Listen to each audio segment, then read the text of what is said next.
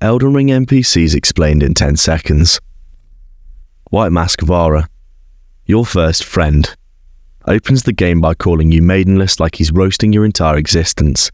Then later he's like, join my blood cult, because apparently gaslighting is a faith build now. Ends up finger deep in everyone's business. Literally. Melina, a mysterious spirit woman who appears out of nowhere, gives you rides, then vanishes for half the game. Basically your ghostly life coach. She's kind, she's cryptic, and her idea of intimacy is self-immolation. 10 out of 10 queen of emotional unavailability. Rani the Witch, moon goth royalty with 4 arms and 0 chill. Plots celestial murder whilst being simultaneously charming and terrifying. Half the player base simps, the other half still simps but pretends they don't. Marries you and leaves you for the stars. Blyde, Rani's loyal wolf knight, pure-hearted, brave, and built like a Skyrim mod. His loyalty literally drives him insane, proving even in fantasy, good boys finish last. Iron Fist Alexander, a giant jar man filled with honour, ambition, and probably intestines. Constantly stuck in holes, but he never gives up. The walking definition of bless his heart. You'll cry when you have to break him. Patches, the eternal prankster, pushes you off cliffs, lies through his teeth, and somehow survives every game in the series. He's the universe's biggest inside joke, and we all keep falling for it. Roderica, starts out scared and lost, ends up resurrecting the dead for you. Turns ashes into soldiers and grief into purpose. Honestly, she's the only one in the game who actually grows emotionally. Hugh the Blacksmith, gruff blacksmith grandpa locked in a dungeon. Forging weapons is the only therapy he knows. Treats you like his kid, then dies upgrading your trauma. Fear, want a hug? Sure, but it costs you your stats. She's like a cursed girlfriend for a dating sim. Gives emotional comfort, causes physical suffering, and somehow still has fans. Dung Eater, the human embodiment of a sewer. His hobby is defiling corpses. His smell is an offense to gods.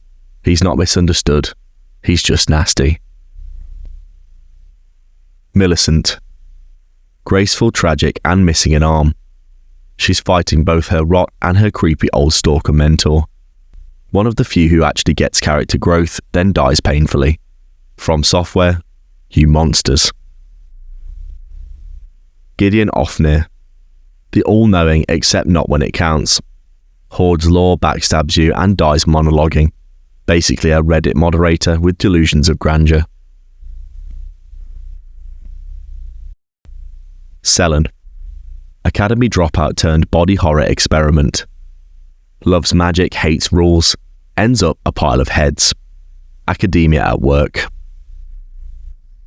Hyetta, blind faith devotee who decides enlightenment means drinking eyeballs. The Gwyneth Paltrow of the frenzied flame. Saluvis, creepy puppet master with the moral compass of a wet sock. Builds lifelike dolls and calls it science. Someone revoke his wizard license. Thops, just a sweet student trying to study. You give him a key, he dies studying. Truly the most accurate representation of university life. Lusat and Azur, two legendary mages who stared at the stars too long and became cosmic rocks. Still more productive than most grad students. Ensha, the silent bodyguard of Gideon, attacks you mid-game for no reason, then leaves his armor like, you win. Peak co-worker drama. D the Hunter of the Dead, a holy knight whose entire personality is I hate skeletons. Dies to skeletons. Rest in irony. The Twin Maiden Husks, undead grandmas who sell you everyone's stuff after they die. Soulsborne capitalism at its finest. Enya, the prophet of the 2 giant fingers that wiggle ominously. Her whole vibe screams HR department for the gods. E.g., giant blacksmith who's basically the dad you never had. Keeps everyone alive until the plot kills him anyway. Soulsborne tradition. Tanith. Snake cult mum with big eat the rich literally energy. Runs Volcano Manor like a murder-themed Airbnb. Rhea and Zarias. Her sweet serpent daughter who's just trying to be human. Anxiety queen. Deserves better than this family reunion. Bernal. Your cool teacher until he betrays you because everyone does. At least he makes it stylish. Pidia. Anxious servant who dies off screen. Even his death gets outsourced. Brother Corran. Priest searching for divine meaning. Ends up followed by a naked mathematician. Theology's weird. Gold Mask. Naked golden philosopher who solves godhood using algebra. Modern religion could never. Kale. Santa Claus in red rags. Introduces crafting, sells torches, and then dips forever. Nomadic merchants. They're all cousins, all depressed, all doomed to extinction. The Walmart employees of despair. Gostock. Creepy gatekeeper who steals your runes behind your back. Business major energy. Blackguard Big Boggart. Crab dealer who swears a lot but has a heart of gold. Dies horribly because of course he does. Bok the Seamster. Tiny demi-human tailor who calls you lord. Just wants to make you fancy. If you hurt him, you go straight to the NPC hell. Yura. Samurai vampire hunter with bad luck and worse endings. Keeps dying in new ways. Respectfully tragic. Eleonora. Fashionable blood knight who kills your friends and looks amazing doing it. Terrifyingly iconic. Okina. Dual-wielding mad samurai who screams for 5 straight minutes. Energy drink personified. Nerigus. First invader you meet. Bleeds on sight. Still somehow worse than mosquitoes. Kenneth Haight. Rightful ruler of Limgrave says the guy with no castle, no army and no plan. Bless his delusion. Nephili Lu.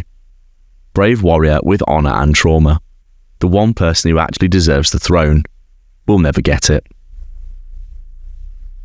Dialos Hoslo. Rich boy on a revenge quest. Ends up running a meat shop. Character development or punishment? I would say both.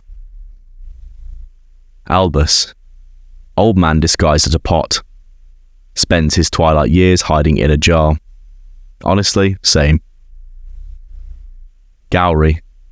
Creepy rot researcher obsessed with Millicent. The nice guy of Caelid. Ugh. Anastasia the Tarnished Eater. Invades every 5 minutes to snack on your bones. Please seek therapy. Miriel the Pastor of Vows. A giant turtle priest who loves peace and learning. The only wholesome being in the entire game. If you hurt him, uninstall immediately. Blide again. Because he's the best boy, twice over. Every NPC in Elden Ring fits one of the 5 archetypes. Sad and doomed, nice but doomed, creepy and doomed, helpful until doomed, or a giant pot. The land between isn't a kingdom, it's a group therapy session run by snakes, dolls, and existential dread.